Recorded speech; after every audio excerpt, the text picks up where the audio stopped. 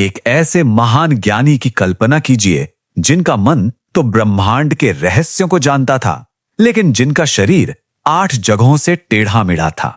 ये कहानी है महान ऋषि अष्टावक्र की, जिनकी अद्भुत बुद्धि ने हर शारीरिक सीमा को पार कर दिया।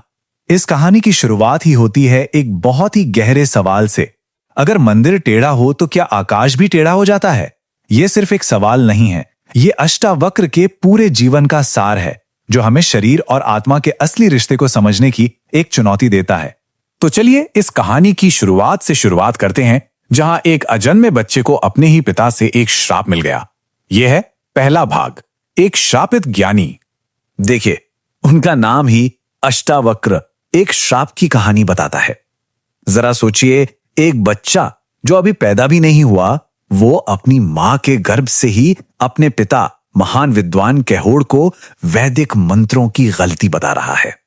लेकिन इस ज्ञान के प्रदर्शन का इनाम तारीफ नहीं, बल्कि पिता का गुस्सा और एक भयानक श्राप था। उनके जीवन के पहले 12 साल किसी त्रासदी से कम नहीं थे। जन्म से पहले ही श्राप मिल गया, फिर पिता की हार हुई और उनकी मृत्यु का समाचार मिला, और फिर 12 साल की उम्र में जब उन्हें इस कड़वी सच्चाई का पता चला, तो इस असाधारण बालक के जीवन को एक नया मकसद मिल गया। और बस उसी पल जब अष्टावक्र को अपने पिता की हार का सच पता चला, एक छोटे से बच्चे का दिल अपने पिता के सम्मान की आग से जल उठा। यहीं से शुरू होती है सम्मान की खोज। ये देखना ही अपने आप में कमाल है कि कैसे एक 12 साल का बालक अपने पिता के सम्मान के लिए इतना मजबूत इरादा रखता था। मां के आंसू और डर भी उसे रोक नहीं पाए। वो अपने मामा श्वेत केतु के साथ राजा जनक के दरबार की उस यात्रा पर निकल पड़े, जो इतिहास बनाने वाली थी। जब उनकी मां ने अपनी चिंता जताई, तो उनके शब्द किसी हथियार से कम नहीं थे। शरीर बाधा हो सकता है, लेकिन ज्ञान की शक्ति में कोई बाधा नहीं होती। ये शब्द उनके अटूट आत्मविश्वास को दिखाते थे, जो किसी भी शारीरिक सीमा से कहीं ज्यादा बड़ा था। अब कहानी उस मोड़ पर आती है जहां ज्ञान और अहंकार का आमना सामना होना था। हम पहुंच रहे हैं राजा जनक के उस भव्य दरबार में, जहां उस समय के सबसे बड़े विद्वान मौजूद थे।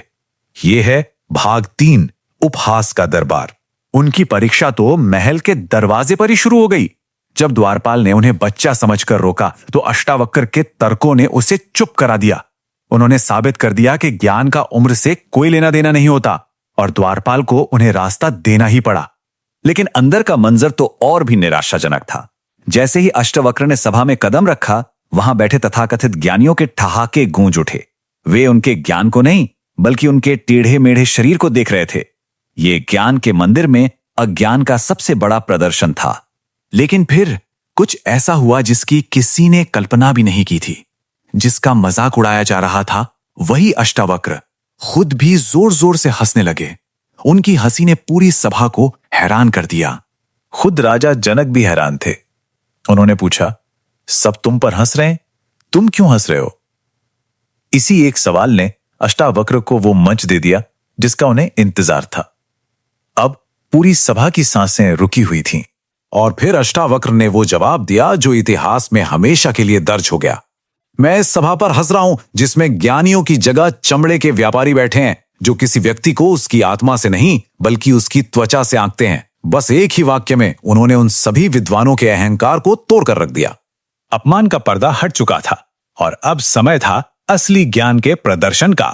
अब शुरू होने वाला था वो महामुकाबला जिसका सबको इंतजार था।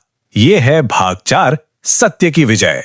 राजा जनक ने खुद अष्टावक्र की परीक्षा ली, लेकिन हर मुश्किल सवाल का जवाब उस बालक ने पलक झपकते ही दे दिया।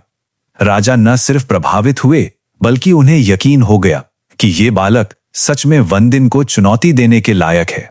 तो एक तरफ था वंदिन, जिसका अहंकार उसके ज्ञान से भी बड़ा था, और दूसरी तरफ था 12 साल का अष्टावक्र, जिसके पास सिर्फ शुद्ध ज्ञान था और अपने पिता के सम्मान की रक्षा का संकल्प। ये ज्ञान और अहंकार के बीच की आखिरी लड़ाई थी।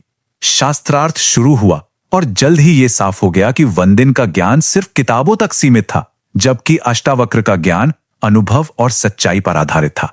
आखिर में एक पल ऐसा आया जब अष्टावक्र के एक सवाल के आगे वंदिन चुप हो गया। वो हार चुका था। लेकिन कहानी का सबसे बड़ा चमत्कार तो अभी बाकी था। हारे हुए वंदिन ने एक अद्भुत राज खोला। वो असल में समुद्र के देवता वरुण के पुत्र थे और सभी हारे हुए विद्वान, जिनमें अष्टावक्र के पिता भी शामिल थे, डूबे नहीं थे बल्कि एक दिव्य यज्ञ में हिस्सा लेने गए थे और उसी पल सभी ऋषि पानी से जिंदा बाहर आ गए। यह सिर्फ एक पिता के सम्मान की जीत नहीं थी, यह सच्चाई की जीत थी। और इसी जीत ने उस महान संवाद की नींव रखी जिसे आज दुनिया एक पवित्र ग्रंथ के तौर पर जानती है। यहां से शुरू होता है 5वां भाग, एक गीता का जन्म। राजा जनक उस बालक के ज्ञान से इतने प्रभावित हुए कि उन्होंने अपना राजपाट का अहंकार छोड़ दिया। वो सिंहासन से उतरे, उस 12 साल के गुरु के चरणों में बैठ गए और एक विनम्र शिष्य बन गए। और तब एक शिष्य बनकर राजा जनक ने वो सवाल पूछा जो हर आध्यात्मिक इंसान के मन में होता है, बंधन क्या है और मुक्ति क्या है। इसी सवाल से उस संवाद का जन्म हुआ जिसे हम आज अष्टावक्र गीता के नाम से जानते हैं। अष्टावक्र ने बहुत ही सरल तरीके से समझाया कि बंधन क्या है, ये मानना कि मैं ये शरीर हूं, और मुक्ति क्या है, ये महसूस करना कि मैं सिर्फ एक साक्षी हूं, शुद्ध, शांत और स्थिर। इस असाधारण कहानी की सबसे बड़ी विरासत है अष्टावक्र गीता। यह पवित्र ग्रंथ आज भी उन लोगों के लिए एक रोशनी की तरह है जो आत्मज्ञान और सच्ची आजादी की तलाश में हैं। तो अष्टावक्र की ये कहानी हमें इस गहरे सवाल के साथ छोड़ जाती है, अगर आत्मा शरीर से अलग है तो फिर असल में स्वयं की परिभाषा क्या है। नमस्कार।